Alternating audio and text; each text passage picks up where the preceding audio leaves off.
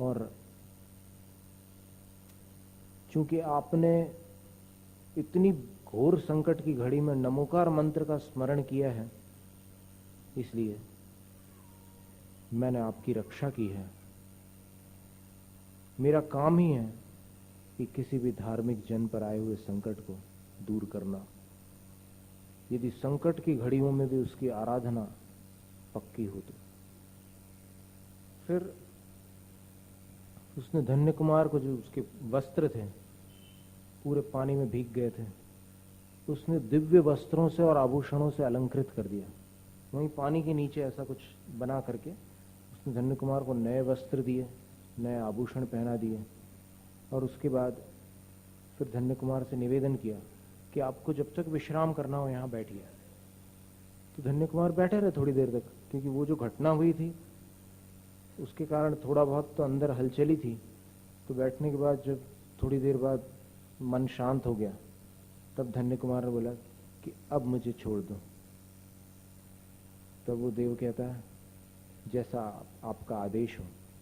तो एक सिंहासन के साथ उसको ऐसे पानी से बाहर निकालता है, पानी से बाहर निकालता है और बाहर निकालकर उस बावड़ी के तट पर व्यवस्थित पहुंचा देता है।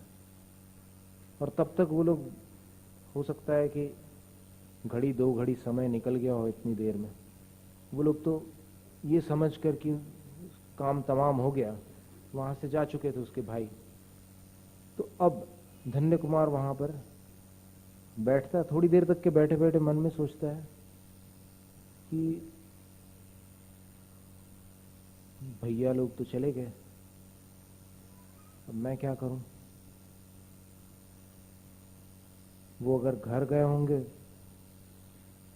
तो मुझे न देख करके मां बड़ी दुखी होगी, मां रोएगी। इसलिए मुझे जल्दी से जाकर मां से मिल लेना चाहिए। ये सोच करके वो वहां से घर की तरफ दौड़ लगाता है, लेकिन फिर अपने वस्त्राभूषणों को देखता है तो बिल्कुल असाधारण उसके वस्त्राभूषण थे। और फिर उसको ख्याल आता है कि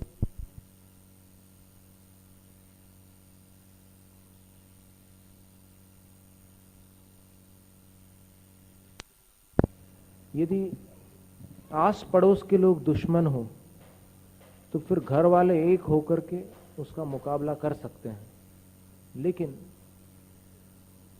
घर में ही यदि शत्रु हो तो ऐसे घर में क्या रहना।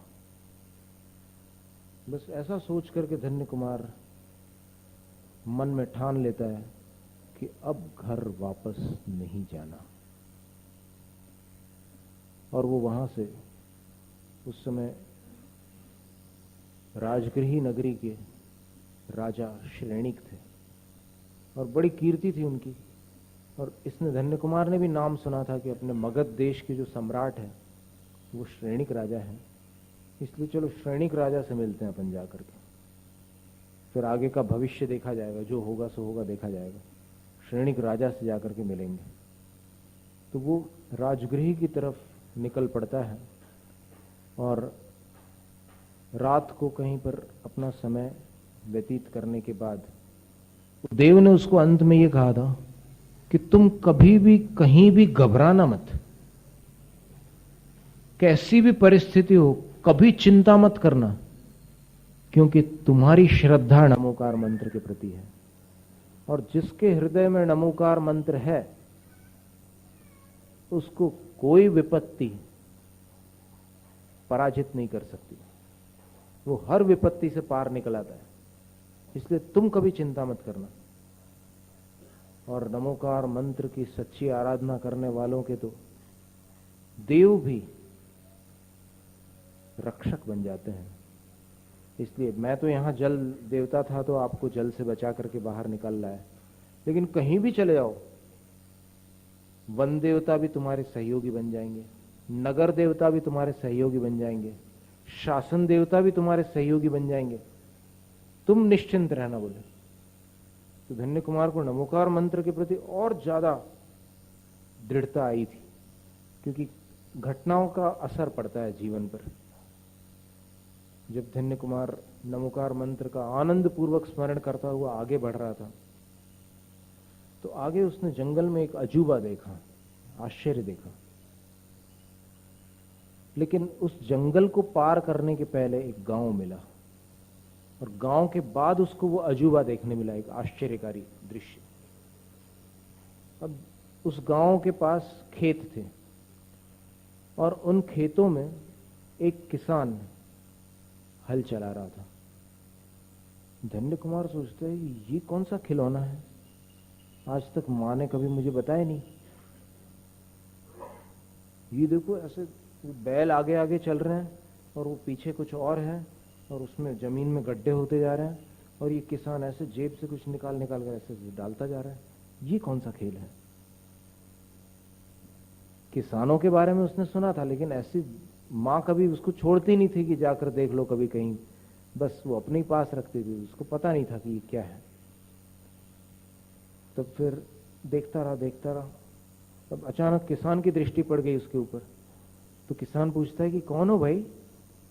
वो कहता है कि मेरा नाम धन्य कुमार है। आप कौन हैं? तो बोले कि यहाँ पर मैं इस गांव का किसान हूँ, खेडूत कहते हैं आप गुजराती में। मैं यहाँ पर किसानी करता हूँ और मेरा नाम कुटुंबी है। आओ बैठो ना।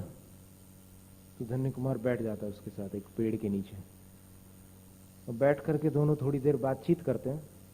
वो पूछता है कि कहाँ जा रहे हो? तो वो समझता है कि ये कोई राजकुमार होगा, ऐसे वस्त्र थे उसके, दिव्य वस्त्र और आभूषण थे। तो फिर वो बोलता है कि राजा श्रेणिक के पास जा रहा हूँ।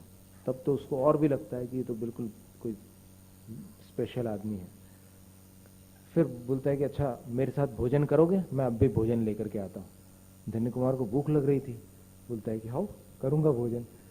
वो चला जाता है, और जब जाता है तब तक धन्य कुमार को लगता है कि इसके खिलौने से मैं भी खेल करके देखता हूँ। और जैसे ही धन्य कुमार उस हल को उठा करके चलाना प्रारंभ करता है, वो जमीन में कहीं अटक जाता है, और धन्य कुमार उसको बड़ी मुश्किल से निकालता है, और वहां से एक घड़ा निकलता है,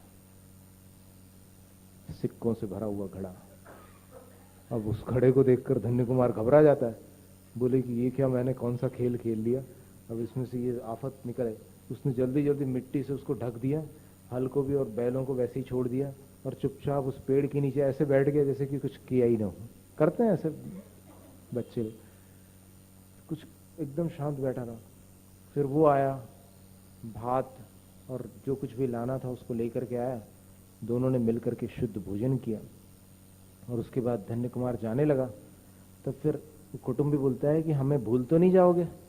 धन्य कुमार बोला कि नहीं भूलेंगे हम, आपने हमें भोजन कराया था, हम याद रखेंगे। और जब वहां से निकलता है धन्य कुमार और ये हल चलाना प्रारंभ करता है, तो इसको वो मिल जाता है घड़ा। वो मन में विचार करता है कि आज तक इस खेत में खेती करते करते मुझे बरसों बीत गया, कई बार मैंने जमीन खोदी है इसमें, कभी ये घड़ा नहीं निकला, और न मेरे पिता के समय में ऐसा कुछ हुआ और न दादा के समय ऐसा कुछ हुआ। ये निश्चित होता है कि इस संपदा को वो छोड़ करके गया होगा, मुझे जानकारी दिए बिना वो मेरे लिए ये छोड़ करके चला गया।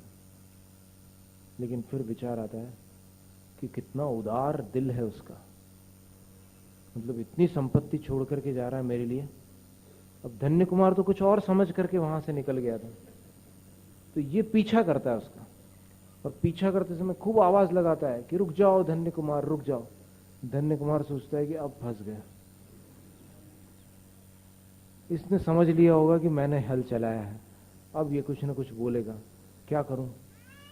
तो सोचा कि चलो कोई बात नहीं, जब पकड़ में आ ही गए हैं तो ठीक है, गलती स्वीकार करेंगे। जैसे वो धन्य कुमार को वापस लौटा करके लाता है, तब फिर वो धन्य कुमार की बहुत प्रशंसा करता हुआ वो घड़ा धन्य कुमार के हाथ में देता है, कहता है कि देखो ऐसा मत करो बोले, हम मेहनत की कमाई करते हैं, हमारा समय निकल जाता है, हमारा गुजारा चल जाता है, लेकिन इतना बड़ा आप ये मत कहो, ये ले जाओ अपनी संपत्ति। धन्य कुमार बोलता है कि मेरी संपत्ति? बिल्कुल नहीं। हे कुटुंबी, ये मेरी संपत्ति नहीं है, तुम्हारी संपत्ति है। मैं खेल रहा था तुम्हारे उस खिलौने से, अब मैं सच सच बताता हूं। बोले तुम जब खाना लाने गए ना, तो मैंने कभी ऐसा खिलौना नहीं देखा। मैं पहली बार खेलने लगा और फिर इसमें से जमीन के अंदर से ऐसा निकल आया है, तो ये तुम्हारी संपत्ति है, तुम्हारी जमीन से निकली है, मैं कुछ भी लेकर के नहीं आया। तुमने देखा भी था, मेरा हाथ तो खाली थे। वो बोलता है कि मैं नहीं जानता, लेकिन तुम्हारे आने के बाद ये चीज निकली है, तुमने ही ला करके रखी होगी। धन्य कुमार मानने को तैयार ही नहीं था। तब फिर वो बोलता है कि नहीं, ये संपत्ति अगर मैं रखूंगा तो हमारे गांव की जो मुखिया है वो हमसे पूछेंगे कि कहाँ से लाए इतने धन, और वो हमें फिर चोर समझेंगे या कुछ भी करेंगे, हमें दंड देंगे, इसलिए हमें ऐसा नहीं करना। तब फिर धन्य कुमार बोलता है कि चलो मुखिया के पास चलते हैं।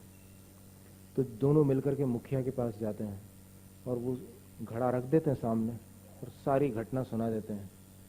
मुखिया ऐसे देखता है, घड़े को देखता है और फिर धन्य कुमार को भी देखता है, उसके चेहरे को, उसके वस्त्राभूषणों को देखता है और फिर मन में विचार करता है कि ये झूठ तो बोल नहीं सकता। यानी इसकी जो बोली है, इससे ऐसा नहीं लगता कि ये झूठ बोल रहा है, लेकिन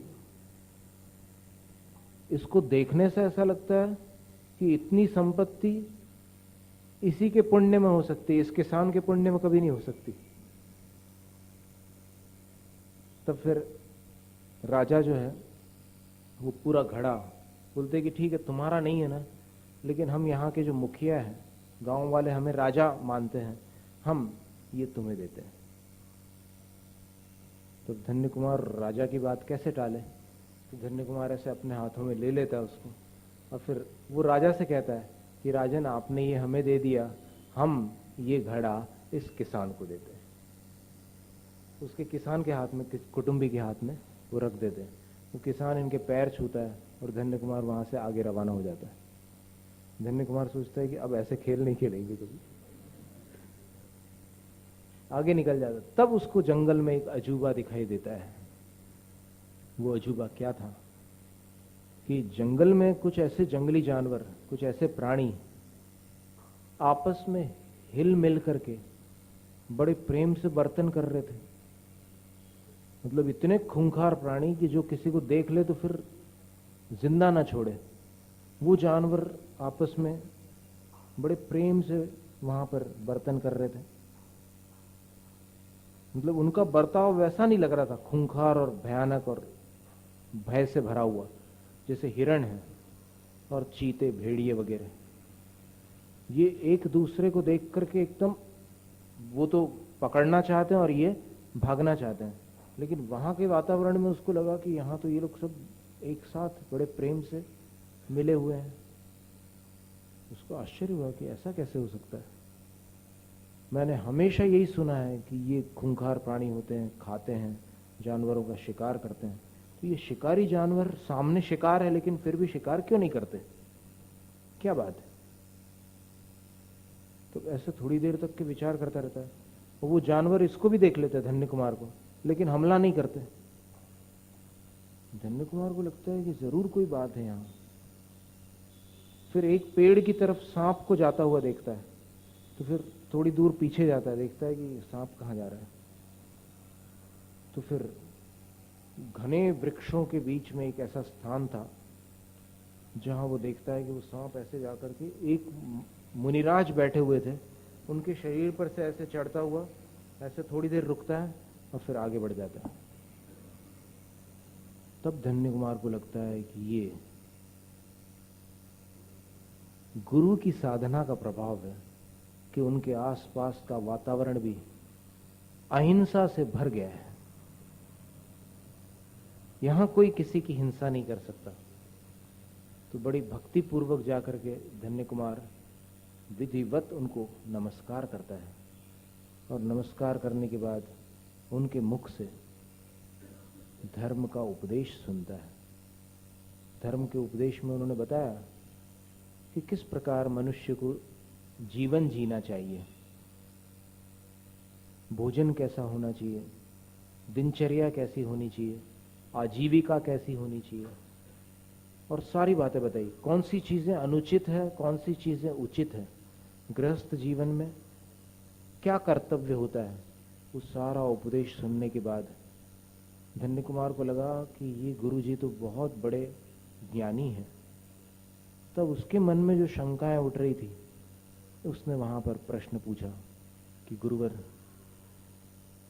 आप तो सब कुछ जानते हैं, क्या कारण है कि मेरे भाई मेरे शत्रु हैं और मेरी माँ मुझे प्राणों से भी अधिक चाहती है, और क्या कारण है कि मैं जहां जाता हूं वहां कोई न कोई संपत्ति प्राप्त हो जाती है और संकट आने पर भी मेरी रक्षा हो जाती है। माँ कहती थी कि जिसने पिछले जन्म में पुण्य किया है उसको इस जन्म में सब कुछ प्राप्त होता रहता है। मैंने कौन सा पुण्य किया है?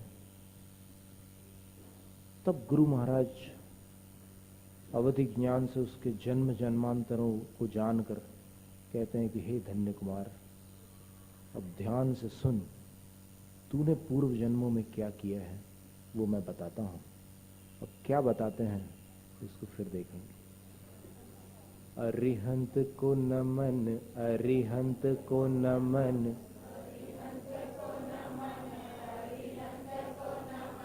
सिद्ध प्रभु को नमन, सिद्ध प्रभु को नमन,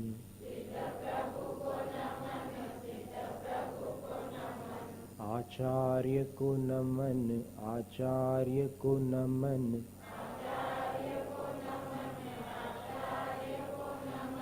उपाध्याय को नमन, उपाध्याय को नमन,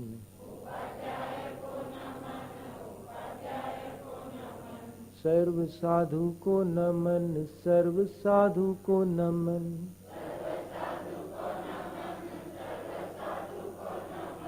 ये है मेरे पंच गुरु, इनको सदा नमन,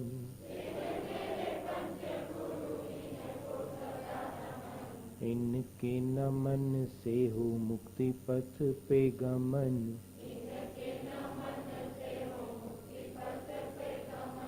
इनकी ही भक्ति में हो मेरे मन वचन,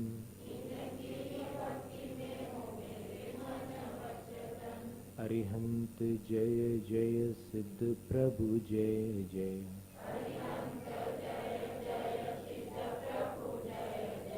साधु जन जय जय, जिन धर्म जय जय,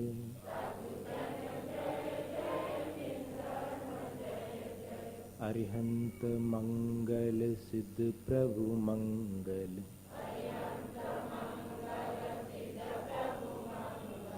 साधु जन मंगल, जिन धर्म मंगल,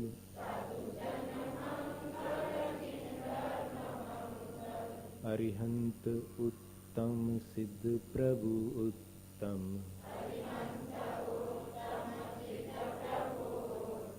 साधु जन उत्तम, जिन धर्म उत्तम,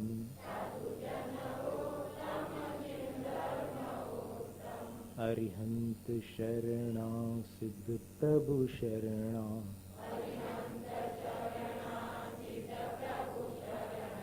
साधु जन शरणा, जिन धर्म शरणा,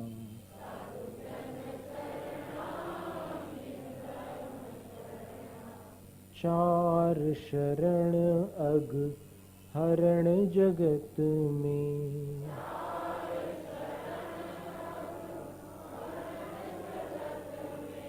और न शरणा हितकारी,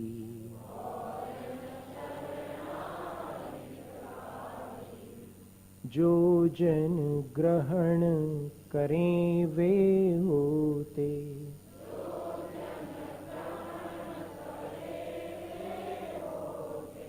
अजर अमर पद के धारी,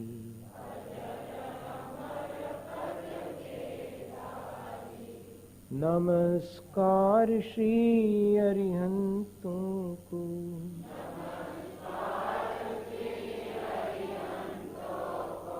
नमस्कार श्री सिद्धों को,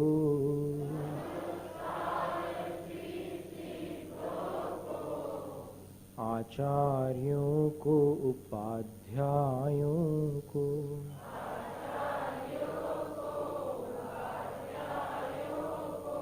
सर्वलोक के संतों को,